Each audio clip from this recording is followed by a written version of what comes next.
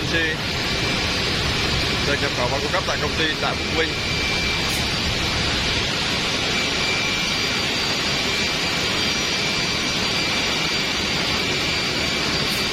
Máy dao kép làm việc rất hiệu quả.